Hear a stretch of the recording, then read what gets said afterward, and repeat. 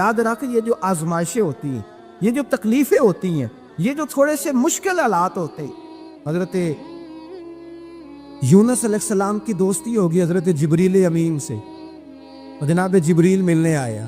حضرت یونس علیہ السلام فرمانے لگے جبریل میرا دل کرتا ہے مجھے اس بندے کی ملاقات کرا جو اللہ کا سب سے زیادہ عبادت گزار بندہ ہے۔ حضرت جبریل امین لے گئے دور دور فلسطین کے علاقے میں، اور لے جا کر ایک بندے سے ملاقات کرائی جس کی دونوں آنکھیں بھی کوئی نہیں تھی، دونوں بازو بھی کوئی نہیں، دونوں پیر بھی کوئی نہیں تھی، اور اس بندے کی زبان پر لفظ بڑا کیا جاری تھے، یا اللہ تیرا شکر ہے، اے اللہ تیرا شکر ہے، شکر کر رہا تھا۔ حضرت جناب سیدنا یونس علیہ السلام کہنے لگے میں نے تجھے عبادت گزار کو ملانے کو کہا تھا، تو کہاں لے آیا؟ حضرت جبریل کہنے لگے یا یونس یہ ہر چیز جانے کے باوجود اپنے رب کی رضا پہ راضی ہے۔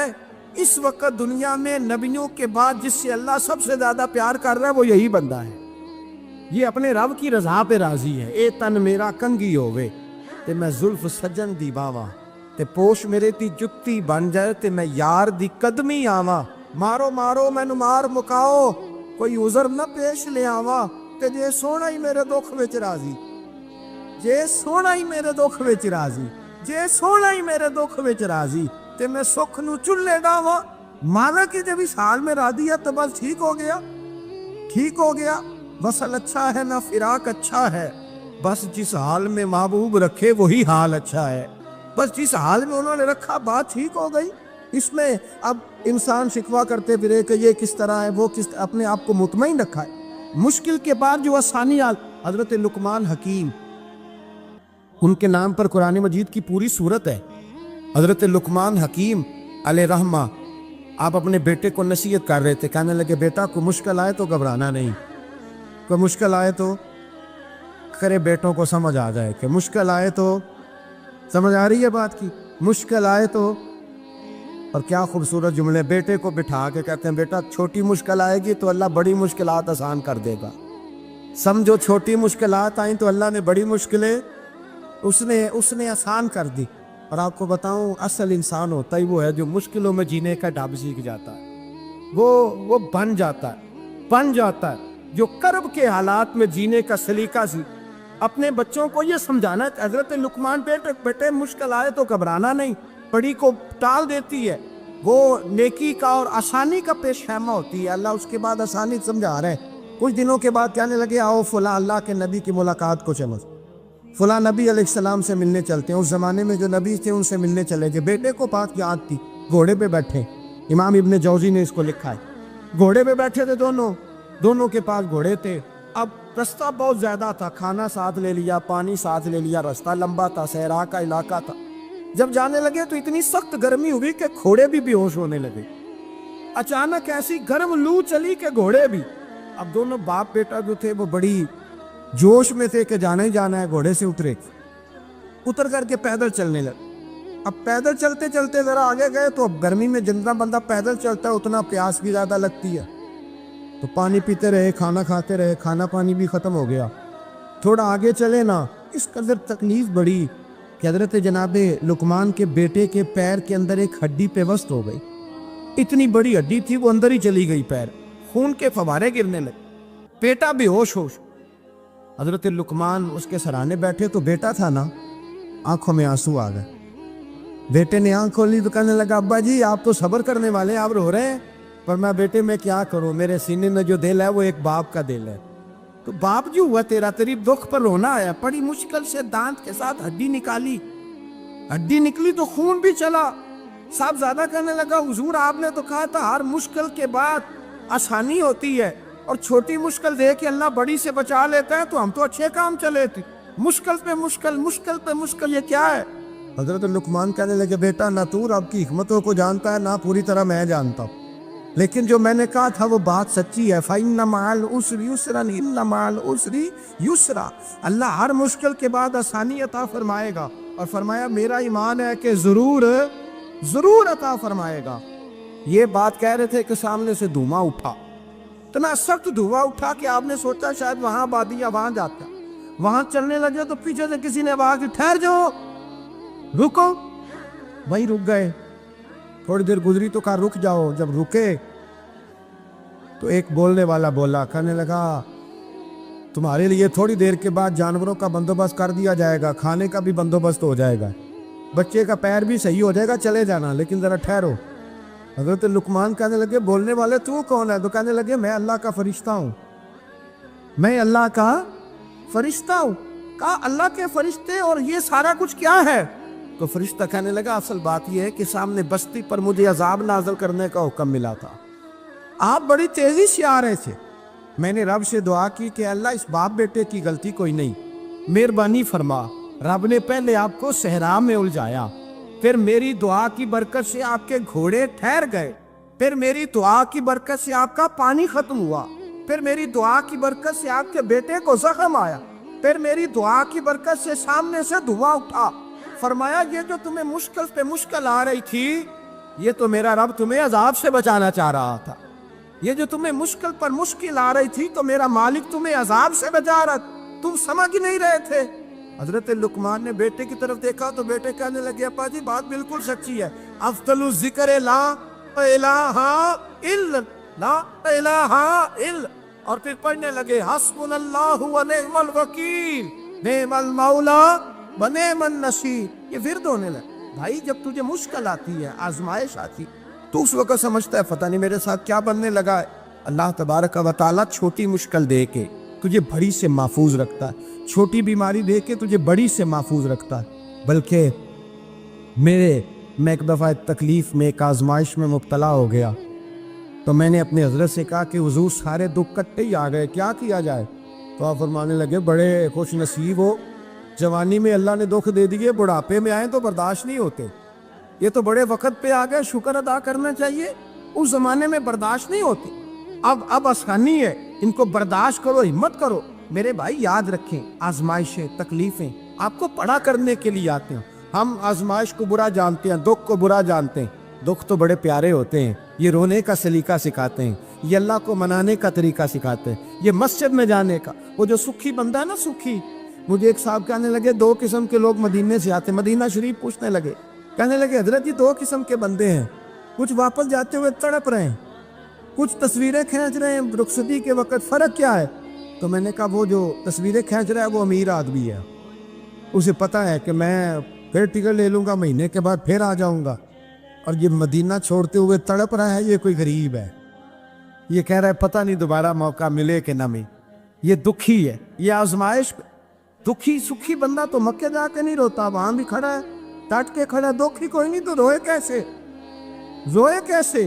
दुखी दी गल दुखी ही जाने, दुखी दी गल। ओ क्या क्या खूबसूरत लफ्ज है मियाँ साहब की, और लफ्जों में हुसन देके कहने लगे दुखी दी गल, ए दुखी जाने ते सुखी नू की खबरां, ते यार जिन्हां दे मौत ने मारे रोंदे नहीं तक तक कबरां। ये मुश्किल मरहला होता है, जब इंसान तकलीफ पे होता है फिर उसे एहसास होता है, और तकलीफ वाले को ही तकलीफ वाले की तकलीफ का एहसास होता है। जब आपको अल्लाह मुश्किल देता है तो समझ ले रब आसानी देना चाह रहा, जब तेज धूप आती है तो समझ ले अल्लाह गर्म हवा गुजार के ठंडी बारिश बरसाना चाह रहा है, और जब चारों तरफ से घुटन हो, पंजाबी में कहते हैं गुम्मा लग जाए, तो फिर सारे बोल के कहते हैं अब जो तूफान आएगा वो सख्त ही आए, इसलिए कि घुटन जितनी ज्यादा होती है फिर फजल भी उतना। हजरत नूह अलैहिस्सलाम की कौम को हजरत नूह अलैहिस्सलाम ने 1500 साल समझाया है, 15, कुछ लोगों ने 950 साल लिखा है ना, आला हजरत ने लिखा 1500 साल उम्र हुई हजरत नूह अलैहिस्सलाम। अल्लाह ताला बंदे को जल्दी सजा नहीं देता, बल्कि कुरान मजीद में एक जगह रब करीम इस तरह भी फरमाता है कि जब बंदे मुझे भूल जाते हैं तो मैं उनके लिए नेमतों के दरवाजे खोल देता हूँ। बंदा समझता है कि मैं कुछ तो है ना कि मेरे अंदर, कि मैं जिधर जाता हूँ खैर ही खैर हो जाती है, वो समझता है कि मेरी अकल है, हालांकि अल्लाह उसे ढील देता है, अल्लाह उसे ढील देता है। गुनाहों की सज़ा के 3 तरीके हैं, एक है मुतनब्बे करना, तंबी करता है अल्लाह, बंदा मुतनब्बे हो जाता है, ये अल्लाह का बहुत बड़ा एहसान होता है। एक होता है मोहलत देना, और एक तीसरा होता है अल्लाह खुफिया तदबीर करता है। थोड़ा सा समझिएगा, इंसान पर कोई आजमाइश आई, फौरन اس کی چھٹی اس نے کہا کہ وہ فلاں جگہ غلطی کی تھی تب ایسا ہوا ہے. ہوتا ہے نا کئی دفعہ آواز آتی ہے نا اندر سے, چلے بول دے کچھ نہیں ہوتا آپ کو. اللہ جانتا ہے یہاں کوئی کچھ نہیں کہے گا آپ کو, اور ہماری تو ویڈیو بھی نہیں گھومتی, یعنی خبر بھی نہیں ہو کہ کس نے ہاں کر دی کس نے نہ کر دی. آپ بغیر ٹینشن کے بات چیت کریں, آج کچھ نہیں ہوتا ہے انشاءاللہ تعالی. آتی ہے اندر سے آواز. میں آپ سے اس لیے ان چیزوں کی تصدیق کراتا ہوں کہ باقیوں کو بھی آتی ہے کہ نہیں, اس لیے تصدیق. کبھی کوئی کسی جگہ انسان پریشان ہوتا ہے تو محسوس کرتا ہے کہ وہاں مجھ سے ہوتا ہے نا جی, جس کو یہ نصیب ہو جائے بڑا خوش نصیب آدمی ہے. حضرت مولا علی فرماتے ہیں اگر تجھے دنیا میں سزا مل گئی تو بچ گیا ہے, سمجھ پھر اللہ کرم کرے گا, آخرت میں سزا نہیں دے گا. اور یہ یاد رکھ لے, وما اصابکم من مصیبت فبما کسبت ایدیکم ویعفو عن کثیر. اللہ فرماتے ہیں دنیا میں تجھے جو بھی تکلیف پہنچتی ہے وہ تیرے ہاتھوں کے کرتوتوں کی وجہ سے پہنچتی. ویعفو عن کثیر, فرمایا کثیر گناہ تو میں ویسے ہی معاف کر دیتا ہوں. یہ جو تیری زندگی میں دکھ ہے نا, یہ بھی میری قلیل سزائیں ہیں. یہ کثیر پر سزا, یہ قلیل ہے قلیل. یہ جو تمہاری زندگی میں تکلیف ہے, انسان کو سزا ملتی. حضرت فضیل بن عیاض رحمۃ اللہ تعالیٰ علیہ گھوڑے پہ بیٹھے تھے, گھوڑا شرارت کرنے لگ گیا, اچھلنے لگ گیا, کودنے لگ گیا. تو حضرت فضیل بن عیاض نیچے اترے, ایک کونے میں جا کے نماز کی نیت باندھ لی, 2 رکعت نماز پڑھی, پھر دیر تک استغفار پڑھتے رہے, روتے رہے, دعا کرتے رہے. واپس آئے, خادم عرض کرنے لگے حضور سمجھ نہیں آئی, گھوڑے نے تھوڑی سی شرارت کی, وہ بدکا ہے, آپ نے اس کو چھوڑا ہے اور چھوڑ کر کے آپ نماز میں لگ گئے. تو حضرت فضیل بن عیاض فرمانے لگے جب بندہ اللہ کی نافرمانی کرتا ہے نا, تو جو چیزیں اس کی فرما بردار ہوتی ہیں وہ اس کی نافرمانی کرنے لگ جاتی. تو مجھے محسوس ہوا تھا کہ میں نے کہیں اللہ کی نافرمانی کی ہے, اس لیے ایسا ہوا ہے کہ میرے گھوڑے نے میری, تو میں توبہ کرنے لگا ہوں. اور اب دیکھتا ہوں بیٹھ کے بھلا کیا ہوتا ہے. میں نے سچی توبہ, حالانکہ مجھے یاد نہیں کہ میں کہاں بولا, پر کھری اور سچی توبہ کی. دوبارہ گھوڑے پہ بیٹھے تو گھوڑا بالکل صحیح ہو کے ساتھ چلنے لگ گیا. میرے بھائی, جب یہ تنبیہ ہے اللہ کی طرف سے, یہ متنبہ کیا جاتا ہے کہ تو بال آ جا. بہت ساری جگہوں پہ انسان کو وقتی طور پر اگر سزا مل جائے, نبی پاک علیہ السلام کی خدمت میں ایک صحابی آئے, بات مضبوط کر دوں, واقعہ سنایا ہے نا, تو کچھ لوگ سمجھتے ہیں کہ یہ واقعہ ہے. تو میں ایک حدیث پاک امام بہقی کی لکھی ہوئی عرض کرتا ہوں. نبی پاک علیہ السلام کے ایک صحابی آئے اور ان کا سر پھٹا ہوا تھا, خون بہ رہا تھا. سرکار نے فرمایا کیا ہوا؟ عرض کی حضور ایک عورت جا رہی تھی, میری نظر پڑی, ابھی نظر پڑی ہے کہ میرے آگے ستون آ گیا تو میرے سر پہ لگ گیا. نبی پاک صلی اللہ علیہ وسلم نے فرمایا تیرے لیے خوشخبری ہے, اگر دنیا میں تیری غلطی کی تجھے سزا ملی ہے تو پھر رب تجھے قیامت میں سزا نہیں دے گا. پھر اللہ قیامت میں سزا, بعض گناہ ایسے ہیں جن کی یہاں بھی سزا ملے گی اور وہاں بھی ملے, لیکن میرے بھائی پہلی بات یہ ہے کہ اللہ تعالیٰ اس غلطی کی یہیں سزا دے لے, اور دعا فرمائے اللہ تبارک و تعالیٰ یہاں بھی معافی عطا فرمائے, وہاں بھی معافی عطا فرمائے, اللہ درگزر ہی فرمائے. لیکن میرے بھائی ایک تو یہ سزا, ایک سزا یہ ہوتی ہے کہ انسان جب گناہ کرنے لگتا ہے تو اللہ نعمتوں کے دروازے کھولتا ہے, مہلت دیتا ہے. 500 سال تک فرعون کو مہلت دی. کتنے؟ یہاں جو 5 سال حکومت کر لیتا ہے وہ کہتا ہے سب سے قابل میں ہی ہوں, مجھے مہلت جو ملی ہوئی ہے. 500 سال مہلت دی اللہ تعالیٰ نے. اور فرعون کی قوم پر پتہ عذاب کس طرح کے آئے تھے؟ ٹڈیاں مسلط کر دی اللہ نے. یہ گھومتی نہیں چھوٹی سی, ہم اپنی زبان میں اس کو کچھ لوگ مختلف ناموں سے یاد کرتے ہیں, کوئی مکڑی کہتا ہے, کوئی کچھ کہتا ہے. مسلط کر دی, جاتی نہیں. ان پر بنی اسرائیل کے ان مقابل جو فرعون کی قوم تھی ان پر الزام اس طرح کا عذاب آیا کہ مینڈک مسلط کر دی اللہ تعالیٰ. برتن کھولتے تھے اندر مینڈک نکلتا, دنیا کی ہر دوائی استعمال کرتے تھے لیکن مینڈک نکل آتا. تھوڑا سا سمجھا کریں چیزوں کو. ہمارے رنگ نہیں زیادہ گورے کہ ہم پر عذاب نہیں آتا. کوئی بہت زیادہ اللہ تعالیٰ معاف فرمائے دولت نہیں جمع کرا بیٹھے شاہی خزانے میں کہ ہم سے پوچھا نہیں جائے. یہ مہلت ہے, مہلت کو مہلت سمجھو. پھر جب پکڑ آتی ہے نا اللہ کریم کی, میں نے دیکھا ہے کروڑوں روپیہ, 6 اولادیں, ایک شخص کے بچے باہر سے آ رہے تھے، وہ بندہ بیمار تھا.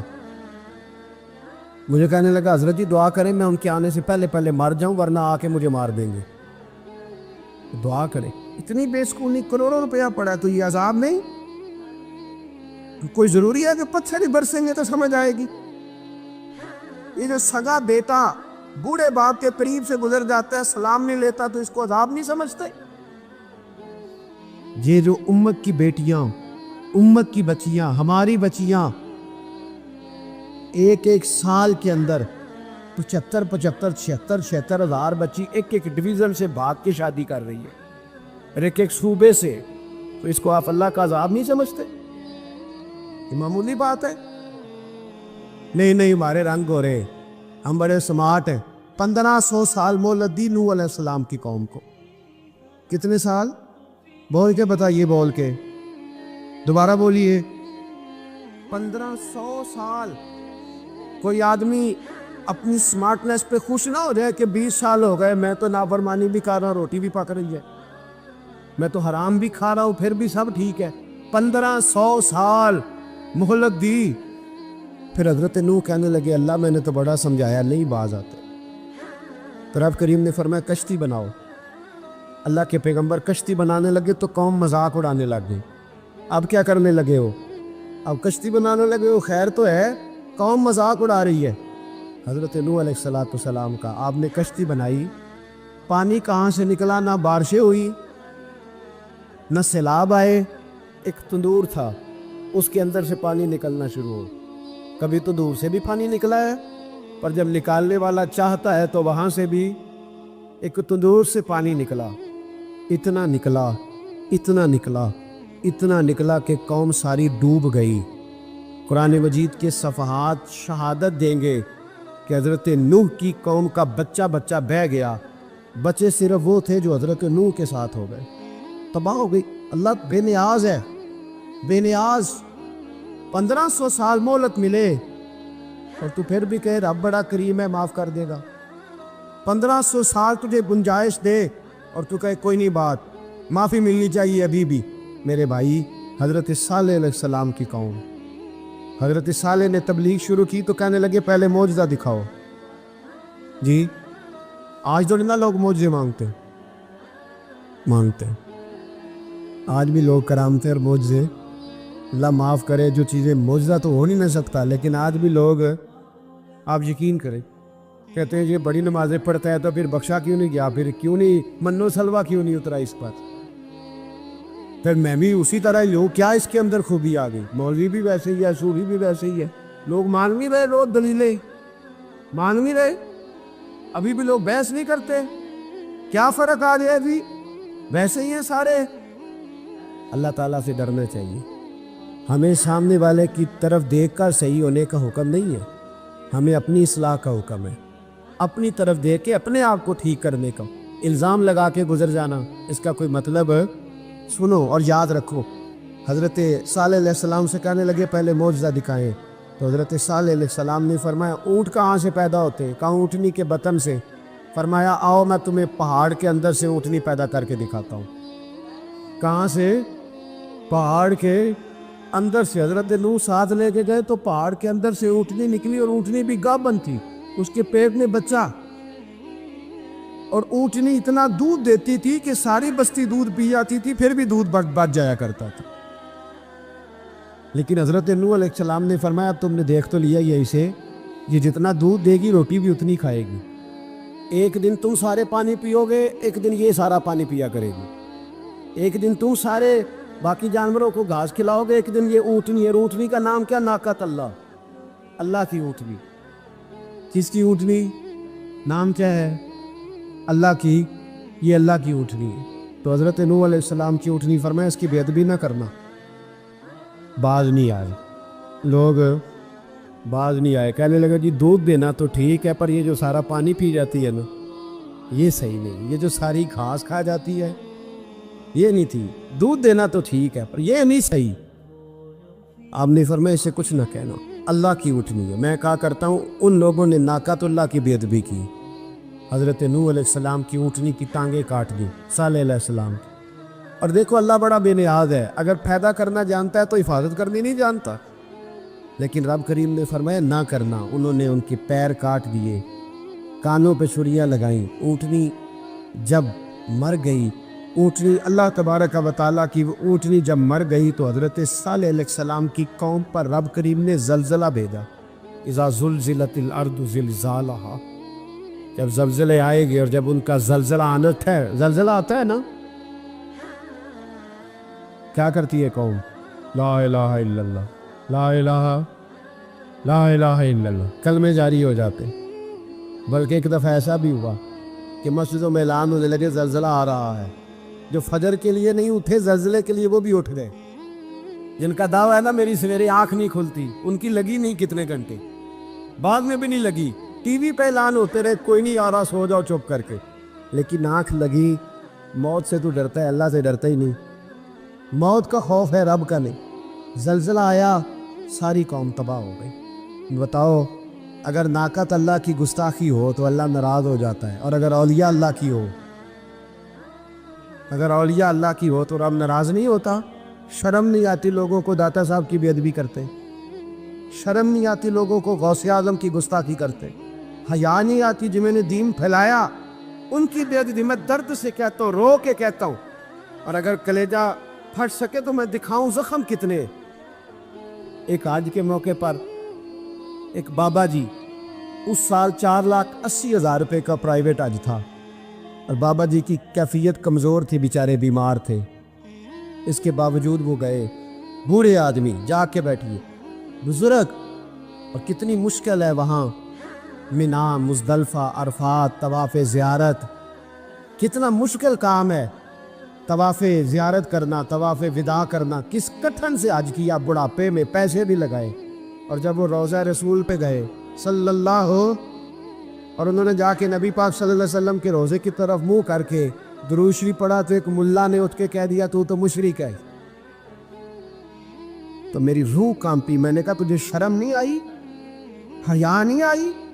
اس کی عمر دیکھ، کس بڑھاپے میں کہاں سے چلا، کہاں آیا۔ یہ مشرک ہوتا تو کسی مندر میں جاتا، یہ مشرک ہوتا تو کسی گرجے میں جاتا، یہ مشرک نہیں، یہ مومن ہے، اور یہ وہ والا مومن ہے جس کے سینے میں دل جب دھڑکتا ہے تو خالی دھڑکتا نہیں، ساتھ وہ محمد عربی پہ درود و سلام بھی پڑھتا ہے۔ شرم نہیں آتی لوگوں کو، اتنی بڑی گستاخی کرتے؟ جو روضہ رسول پہ آیا مشرک ہے۔ میں نے تو ایک مولوی کو صاف صاف کہا تھا، میں نے کہا اگر میں مشرک ہوں تو نکالو، مشرک کا داخلہ تو یہاں ویسے ہی منع ہے۔ شرم نہیں آتی؟ اپنی زبان کا پاس کرو کچھ۔ اتنا ظلم، اتنی بڑی فرقہ واریت امت میں، اتنا امت کو تقسیم کرتے ہو، تمہیں شرم نہیں آتی؟ جہاں سے اتحاد کا پیغام دینا چاہیے وہاں سے تم لوگوں کو فرقے کا پیغام دیتے، ایک مقصود فرقے کی تبلیغ کرتے ہو۔ خدا را، تو میں کہہ رہا ہوں ناقت اللہ کی بے ادبی پہ عذاب آتا ہے، تو اولیاء اللہ کی بے ادبی میں نہیں آتا؟ داتا صاحب ساری زندگی تبلیغ کرتے رہے، ایک آدمی نے اٹھ کے کہہ دیا جناب وہ تو شرک کا اڈا ہے، تو رب کریم ناراض نہیں ہوتا ان باتوں سے؟ ہمیں خیال کرنا چاہیے، اللہ سے ڈرنا چاہیے، ان چیزوں سے عذاب آتا اور آ رہا ہے، اللہ تعالیٰ ہمیں محفوظ فرمائے۔ اللہ ہمیں اس سے، قوم لوط پہ بھی عذاب آیا۔ ہم جنس پرستی، مرد مردوں سے بدکاری کرتے، حضرت نوح نے سمجھایا کہ یہ کام درست فطرت کے خلاف ہے، یہ کام درست نہیں۔ جب انسان یہ کام کرتا ہے تو زمین اور آسمان کانپتے ہیں۔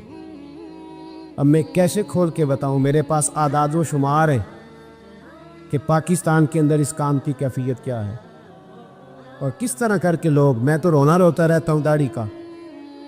لوگ کئی دفعہ کہتے ہیں حضرت صاحب پہلے بھی آئے تھے تو داڑھی کی بات، پھر بھی آئے تو داڑھی کی بات، تو میں رونا روتا ہوں۔ اس لیے روتا ہوں کہ جو کلین شیو نوجوان ہوتا ہے وہ امرد کے حکم میں ہے، اس پر وہی حکم لگتا ہے جو عورت پہ لگتا ہے، اس کے ساتھ مرد کا اٹھنا بیٹھنا اسی طرح ناجائز ہے جس طرح عورت کے ساتھ۔ حضرت جنید بغدادی رحمت اللہ تعالیٰ علیہ کے سامنے ایک شخص نے کہا وہ کتنا خوبصورت نوجوان جا رہا ہے، تو آپ فرمانے لگے تو حافظ قرآن نہیں؟ کہا ہاں۔ فرمانے لگے جا اپنے حفظ کی خیر بنا۔ وہ شخص کہتا ہے میں نے اس بغیر داڑھی والے کلین شیو نوجوان کو بری نظر سے دیکھا، مجھے قرآن پاک ہی بھول گیا، سارا قرآن پاک بھول۔ اور کتنے سال میں دعائیں کرتا رہا، بیت اللہ کے طواف کرتا رہا، میں یاد بھی کرتا تو نہیں ہوتا. کیسے اب تو ہمارا نعت کہاں بیوٹی پارلر سے ہو کے آتا ہے. ہم کسی اور کو کیا پیغام، وہ پیغام، وہ نظام، وہ طریقہ کار جس کا حکم تھا شریعت میں. قوم لوط پر عذاب آیا. صحیح بیٹھتے ہوں گے بچے جو موٹر سائیکلوں پہ بیٹھتے ہیں. میں نے گجرانوالہ کی سڑکوں پہ بچوں کو، نوجوانوں کو جو تماشے کرتے سر عام دیکھا ہے تو مجھے ڈر لگتا ہے. اور کوئی روکنے والا نہیں، شغل ہو رہا ہے، ہنس رہا ہے، اور سامنے عورتیں بھی ہے، سب ہو رہا ہے. کتنی تکلیف کی بات. حضرت نوح کی قوم یہ کام کرتی تھی. قرآن پاک نے بیان کیا ہے. حضرت نوح نے سمجھایا، فرمایا رب کریم نے تمہیں اپنی خواہش پوری کرنے کے لیے جائز طریقہ عطا فرمایا، عورتوں سے نکاح کرو، اور اس نکاح کی برکت سے جو اللہ تمہیں اولاد دے گا اس کو اللہ تبارک و تعالیٰ تمہارے لیے باعث بخشش بھی فرمائے گا. لیکن جب قوم نہ مانی تو جو قوم لوط کا عمل کرے اس کا علاج قرآن نے بیان فرمایا کہ آسمان سے پتھر برسیں گے. پھر پتھر برسے اور جن کے بڑے بڑے اچھے دماغ تھے ان کے دماغ چکنا چور کر دیے گئے، تباہ کر دیے گئے. ان کے دماغ زمین پر بچھاڑ دیا گیا. اللہ مہلت دیتا ہے، لیکن اس کا مطلب یہ نہیں کہ انسان توبہ نہ کرے. حضرت شعیب علیہ السلام کی قوم پر بھی عذاب آیا، اس لیے کہ بددیانتی کرتی تھی، ناب تول میں کمی کرتی تھی. میں نے کہا تھا شب قدر کی رات کہ یہ کوئی تماشا ہے کہ شب رات آئی تو ساری رات روتے رہے، یا اللہ معاف کر دے، یا اللہ معاف کر دے، رو رو کے چیخے مار مار روئے. شب قدر آئی تو پھر چیخے ماری، ساری رات روئے. تو جس بندے کا پروگرام ہی نہیں سویرے بدلنے کا، دکان پہ بیٹھ کے پھر وہی ناب تول میں کمی، پھر وہ اللہ تعالیٰ معاف کرے. میں ایک مضمون پڑھ رہا تھا تو وہ فوڈ کے اسپیشل لوگ تم نے لکھا تھا مہربانی کرو ملاوٹ ہی اچھی چیز کی کر لو. مرچ میں کیری تو نہ ملاؤ اینٹوں کی، وہ تو بیمار کرتی ہے، وہ تو خون کی آنتوں کو روک دیتی ہے. وہ کہنے لگا، اور وہ کہتا ہے میں تمہیں بتاتا ہوں کون کون سی چیز ملائی جا سکتی ہے، وہ ملا لو. خدا را اس قوم پہ رحم کرو، مہربانی. ایک دوست ہے ہمارے، میں وزیر آباد میں ان کے گھر بیٹھا تھا تو ایک میڈیکل، میرا کسی شخص پہ اعتراض کرنے کا میں مجموعی بات کرتا ہوں. میں ایسے ڈاکٹروں کو جانتا ہوں جو اللہ تعالیٰ فضل کرے سچ مچ کے نیک ہیں، اچھے لوگ. تو بچے کا میڈیکل سٹور ہے، تو والد بیمار ہو گیا تو کہتا ہے ابا جی ڈاکٹر صاحب نے کہا آپ کو ڈرپ لگنی ہے. تو سگے باپ کو ڈرپ لگانے لگا تو باپ کیا کہتا ہے پتر تیری مہربانی مینوں کوئی اصلی لائی، اور نہ لائیں جڑی لوکاں نوں لانا ہے. اب وہ پیار سے سنا رہا ہے بات. میں نے اسے کہا کہ یہ تو ڈوب مرنے کا مقام ہے نا، ڈوب مرنے کا مقام. تو جس ملک کے اندر دوائی بھی صحیح نہ بکے، اصلی نہ ملے دوائی بھی، اور پھر وہ قوم کہے کہ ہم نے تو پورے روزے رکھے، ہم نے تو بڑا صدقہ اور خیرات کیا، دوائی بھی اصل نہ ملے. جناب شعیب علیہ السلام کی قوم ناب تول میں کمی کرتی تھی، تو اللہ تبارک و تعالیٰ نے ان پر بتا عذاب کس طرح کا بھیجا. شدید گرمی ہوئی. اللہ ہمیں محفوظ فرمائے. سارے آمین کہہ دیا. دیکھے کتنا اچھا موسم کر دیا رب کریم. اللہ ہمیں محفوظ فرمائے، اللہ رحمت فرمائے. شدید گرمی کی لہر آئی، باہر اتنی گرمی ہوئی کہ لوگ اپنے گھروں میں گھس گئے. جس طرح سورج کی شعائیں گھروں کے اندر داخل ہو جاتی، اس طرح گرمی کی لہر اندر داخل ہوئی. اور جس طرح کسی کو آگ لگ جائے تو وہ آدمی اچھلتا کودتا ہے نا، اس طرح یہ لوگ اچھلنے لگے اور اچھل کود کے مر گئے. جرم کیا تھا؟ ناب تول میں کمی کرتے. حضرت داؤد کی قوم بھی تباہ ہوئی. جرم کیا تھا؟ ہفتے والے دن مچھلیاں نہیں پکڑنی تو یہ پکڑتے تھے. حکم ہے نا مسلمان کو نماز کے ٹائم کوئی اور کام نہیں کرنا، نماز پڑھنی ہو. میرا خیال ہے مسلمان تو فٹافٹ آ جاتے ہیں، سارے ہی پہنچ جاتے ہیں نا مسجدوں میں. ہلکا ہلکا بول رہے ہیں آؤ، کیوں نہیں پہنچتے؟ اگر حضرت سیدنا، اور پتہ انہیں صلاح کیا ملی؟ اللہ نے فرمایا اس ٹائم عبادت کرنے میں کام نہیں کرنا، وقت نہیں ہے کام کا. انہوں نے مچھلیاں پکڑی، 12,000 لوگ تھے. پتہ ہے مالک نے صلاح کیا دی؟ بندر بنا دیا اللہ کریم. قرآن مجید کا پہلا سپارہ پڑھے، فَجَعَلْنَاهَا نَكَالًا لِمَا بَيْنَ يَدَيْهَا وَمَا خَلْفَهَا. اللہ فرماتے پچھلوں کے لیے بھی عبرت بنا دیا، بعد والوں کے لیے بھی عبرت، نشان عبرت بنا دی. بندر بن گئے. اور جو ان کے دوست جو بچ گئے تھے ان کے پیر چومتے تھے، روتے تھے. آپ کے پاس جتنی بھی نعمتیں ہیں ان کو اگر آپ شمار کریں تو کبھی آپ کہیں گے کہ ساری نعمتوں میں آنکھ زیادہ ضروری ہے، کبھی کہیں گے کان زیادہ ضروری ہے، کبھی کہیں گے زبان زیادہ ضروری ہے، کبھی کہیں گے دل زیادہ ضروری ہے، کبھی کہیں گے روح زیادہ ضروری ہے۔ لیکن میں آپ سے عرض کروں، ان ساری چیزوں کے بغیر گزارا ہو سکتا ہے، رسول کائنات کی غلامی کے بغیر گزارا نہیں ہو۔ کیوں؟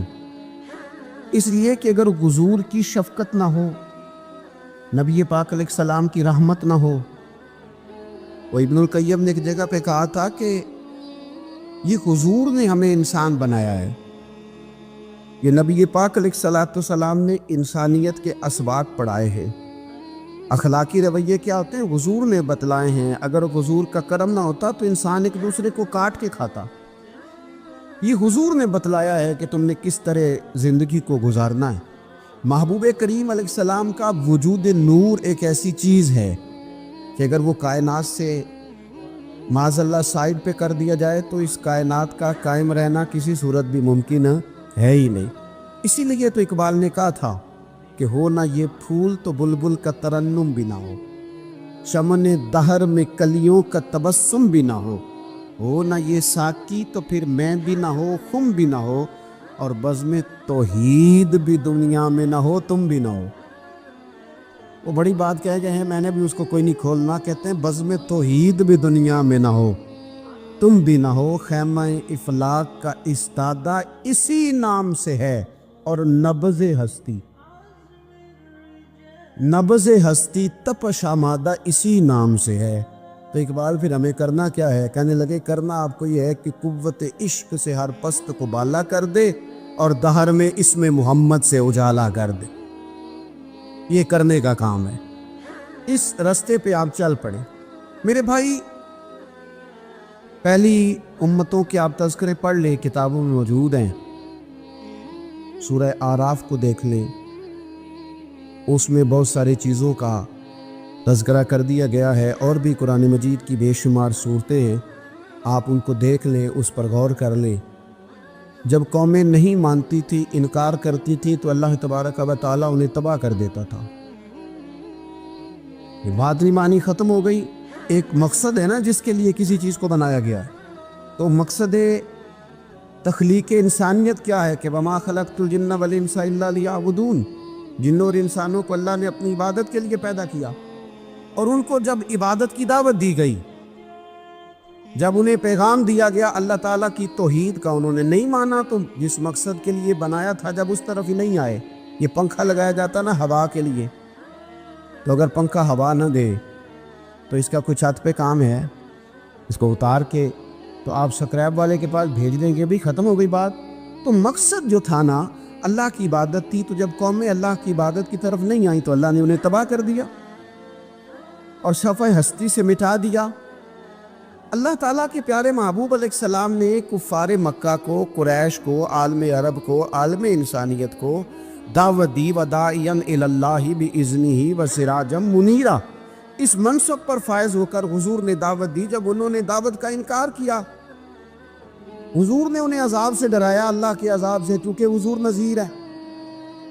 انہوں نے یہ کہا کہ اگر آپ کہتے ہیں نا کہ ہم پر عذاب آئے گا تو پھر آپ وہ عذاب لے آئیں، ہم پہ آئے۔ جب کوئی آدمی منہ سے تباہی مانگے، جب کوئی شخص اپنے منہ سے یہ کہے کہ کر لیں جو ہوتا ہے معاذ اللہ، تو اگر تو سامنے والا کمزور ہو تو شاید وہ کچھ نہ کر سکے، لیکن یاد رکھنا کئی دفعہ کمزور ہوتا ہے تو کچھ نہیں کرتا، تو کئی دفعہ مہربان بڑا ہوتا ہے، رحمان اور رحیم کئی دفعہ کرم نوازی کرتا ہے۔ جب انہوں نے کہا نا کہ لائیں وہ عذاب ہے محبوب جس کا آپ وعدہ کرتے ہیں، تو اللہ نے کیا فرمایا؟ فرمایا وما کان اللہ لیعذبہم وانت فیہم۔ محبوب رب کی یہ شان ہی نہیں کہ انہیں عذاب دے، کیوں؟ اس لیے کہ آپ ان کے درمیان موجود ہیں۔ اے محبوب علیہ السلام، اللہ کی یہ شان نہیں کہ انہیں عذاب دے اس حال میں کہ آپ ان کے درمیان موجود ہیں۔ آپ میری بات کو سمجھیں گے، غور کریں گے کہ کافروں کے درمیان اگر حضور موجود ہوں تو عذاب نہیں آتا، تو قیامت میں جب حضور مومنوں کے بیچ موجود ہوں گے، میں جو کہہ لینے دو نا کہ اساں جہاں گناہیاں دا جدوں اعمال نامہ پھرول ہوئے، پھر ذرے ذرے نے سامنے آ جانا ہے، جو جو منہ تھی بولیا بول ہوئے، اساں بھی کول حضور دے بیٹھ رہنے لکھ عمل ترکڑی تول ہوگے او دے کولوں بھی رب نے حساب لینا ہے جیڑا بیٹھا ہی محمد دے کول ہو صلی اللہ تعالی علیہ وسلم او دے کولوں بھی رب نے حساب لینا ہے جیڑا بیٹھا ہی محمد دے کول ہوگے، جس کو کہتے ہیں قیامت حشر، جس کا نام ہے، جس کو کہتے ہیں قیامت حشر، جس کا نام ہے۔ تیرے دیوانوں کے لیے وہ دن تو جشن عام ہے، زیارت ہوگی نا حضور کی، تیرے دیوانوں کے لیے وہ دن تو جشن ہے۔ اور ایک شاعر نے اور بات کھول دی، کہنے لگا ہر نظر کانپ اٹھے گی محشر کے دن، خوف سے ہر کلیجہ دہل جائے گا۔ اچھا جی پھر کیا ہوگا؟ ہر نظر کانپ اٹھے گی محشر کے دن، آنکھیں پھڑ پھڑائیں گی، کانپیں گی اور کلیجے پھٹیں گے۔ منظر ہی ایسا ہوگا، انسان اپنے پسینے میں ڈبکیاں کھا رہا ہے، حساب کا وقت آ گیا ہے اور سورج سوا نیزے پہ ہے، زمین دھیک رہی ہے، تو کہنے لگے ہر نظر کانپ اٹھے گی محشر کے دن، خوف سے ہر کلیجہ دہل جائے گا۔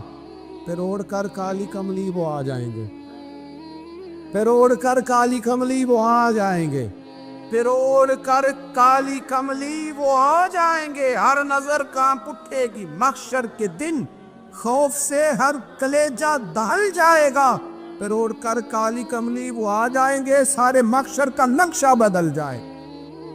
میرے عزیز، حضور کے بغیر گزارا، نبی کریم کے بغیر کوئی چارہ، ہمارا کوئی سہارا ہی نہیں حضور کے بغیر، ہم کدھر جائیں سوائے محبوب کے۔ اس لیے نا صحابہ اس بات پر مطلع ہو گئے تھے، وہ نا بڑی بڑی دھیمی دھیمی باتیں پوچھتے رہتے تھے، اطلاع مل گئی تھی نا کہ اصل کرنا کیا ہے۔ تو جو رازدار لوگ ہوتے ہیں نا وہ پھر دھیمے دھیمے راز کی باتیں کرتے۔ حضرت انس بن مالک حضور کے خادم تھے، اماں نے دے دیا تھا حضور کی بارگاہ میں، کہتے ہیں میں 10 سال مدینے میں حضور کی نوکری کرتا رہا، تو قریب سے دیکھا تھا نا سارا کچھ، بہت ساری احادیث ان سے مروی ہیں، بڑی چیزوں کو دیکھا تھا، تو اب سیانے ہو گئے، باتیں سمجھ گئے، قریب رہنے والے لوگ تو قربان پچھانن والے ہیں، تو گل جان گئے، گل کھول دے نہیں، تو قریب پہنچ گئے تھے نا، تو سمجھ آ گئی تھی بات کی۔ تو ترمذی میں موجود ہے، ایک دن حضور سے پوچھتے ہیں یا رسول اللہ قیامت والے دن آپ کو کہاں تلاش کروں؟ یعنی حضور علیہ السلام سے پوچھتے ہیں حضور میں نا قیامت والے دن، بھئی بات تو یہ نا کہ اعمال ٹھیک کیا جائے، معاملات پر توجہ دی جائے، عبادات کا خیال کیا جائے، جو ہمارے ذمہ ڈیوٹیاں ہیں وہ پوری کی جائیں، تو وہ کہتے ہیں حضور وہ قیامت والے دن کہاں تلاش کروں؟ تو حضور نے بھی نہیں فرمایا کہ تو اعمال ٹھیک کر، مجھے ڈھونڈنے کی کیا ضرورت ہے، کہاں ڈھونڈوں؟ تو حضور فرمانے لگے مسکرا کے فرمانے لگے، چونکہ قربان پچھانن والے ہیں، تو اے گل جان گئے، گل کھول دے نہیں۔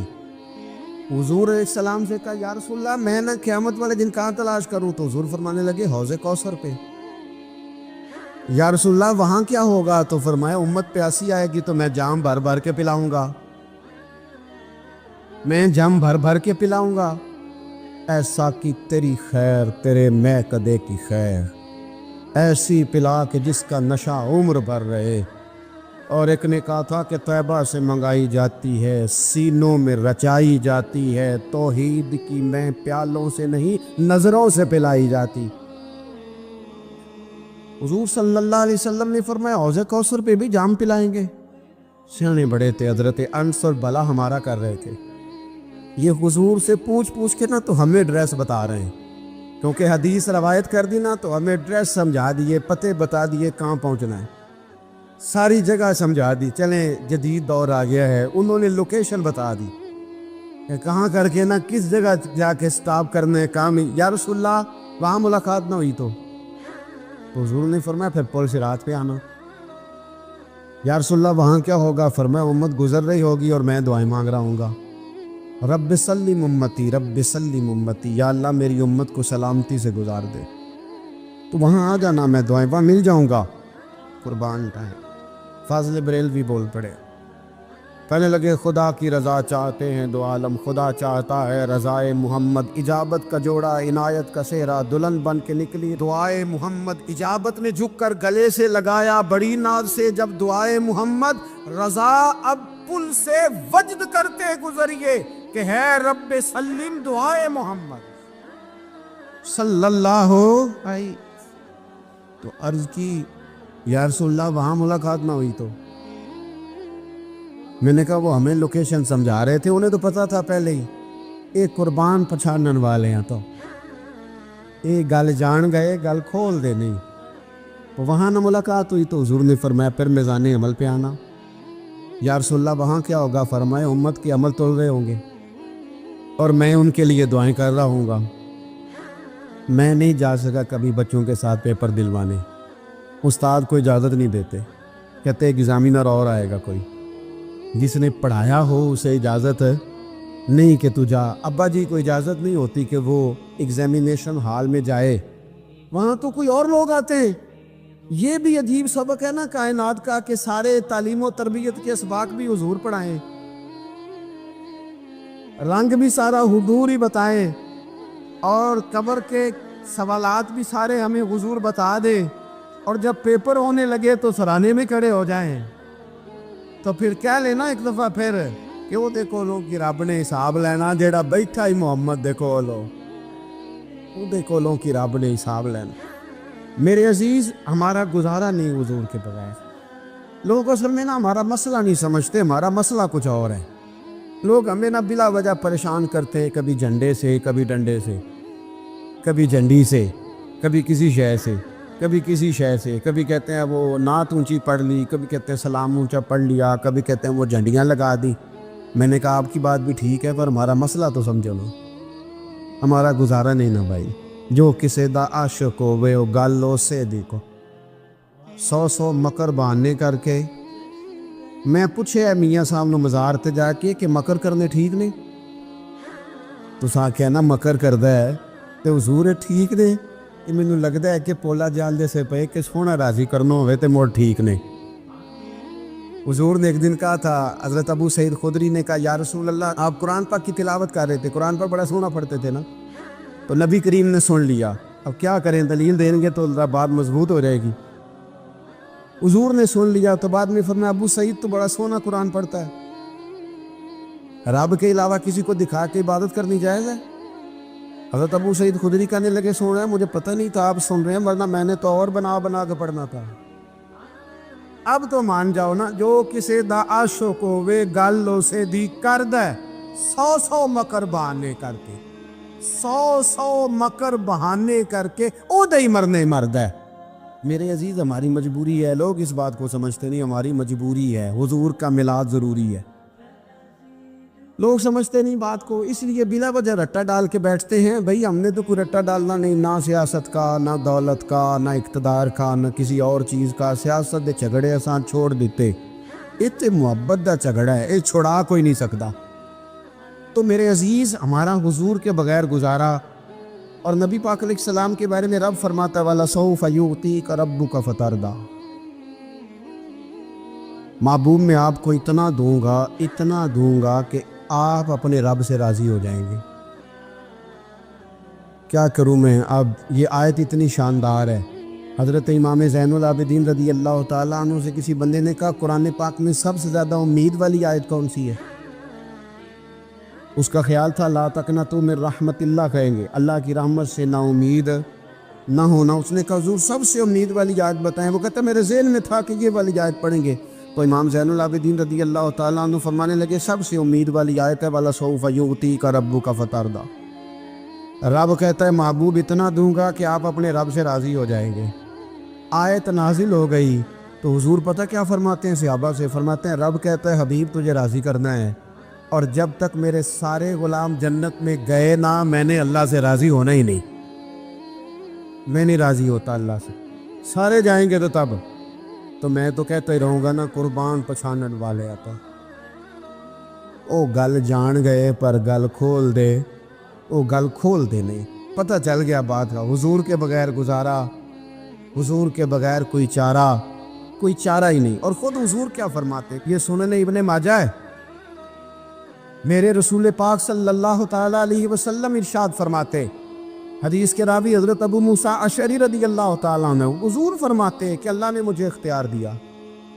یا رسول اللہ کس بات کا؟ فرمایا رب نے اختیار دیا، میں چاہوں تو آدھی امت بغیر حساب کے جنت چلی جائے، اور میں چاہوں تو اللہ سے اختیار لے لوں کہ یا اللہ مجھے شفاعت کا حق دے، میں سفارش کرتا جاؤں اور تو انہیں معافی دیتا جائے۔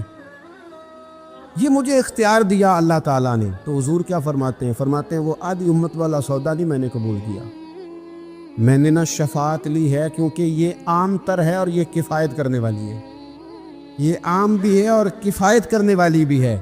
اور حضور نے یہ لفظ کہے، یہ سنن ابن ماجہ کتاب الزہد دیکھیے گا، اس میں روایت مل جائے گی۔ حضور فرماتے ہیں یاد رکھو تمہارا کیا خیال ہے کہ میری یہ شفاعت پرہیزگاروں کے لیے؟ خود جملہ استفہامیہ سے بات کرتے ہیں، تمہارا کیا خیال ہے کہ میری یہ شفاعت جو قیامت میں سفارش کروں گا تو پرہیزگاروں کی کروں گا؟ حضور فرماتے ہیں نہیں، میں قیامت میں گناہگاروں کی سفارش کروں گا، میں گناہگاروں کی سفارش کروں گا، گناہگاروں کے لیے عرض کروں گا اللہ کی بارگاہ میں۔ کچھ دن پہلے میں کہیں پڑھ رہا تھا کسی کا مضمون، اس نے تشبیہ کس طرح کی دی ہے مجھے پتہ نہیں، لیکن لکھ دی بات، کہنے لگے ایک وکیل ہوتا ہے، ایک شفیع ہوتا ہے، ایک وکیل ہوتا ہے، ایک حضور وکیل نہیں ہمارے، حضور ہمارے شفیع ہیں، شفاعت کرنے والے ہیں۔ وکیل یہ کہتا ہے جج صاحب سے کہ یہ جس کا میں وکیل ہوں نا، اس نے نا غلطی کوئی نہیں کی، اسے معاف کر دیں۔ وکیل یوں بحث کرتا ہے، کہتا ہے اس نے کیا ہی نہیں، جرم معاف کرے۔ اور جو شفیع ہوتا ہے نا وہ کہتا ہے مالک اس نے سارے کیے، تو میرے آنے کی لاج رکھ اور اسے معاف کر دے۔ یہ وکیل اور شفیع کا یہ فرق ہوتا ہے کہ شفیع کہتا ہے سونیا سارے کیے ہیں، بڑے بڑے پاپ کیے ہیں، پر میں جو آ گیا ہوں تو مہربانی کرنا معافی دے دے۔ میرے عزیز حضور کے بغیر کہیں بھی گزارا نہیں ہے۔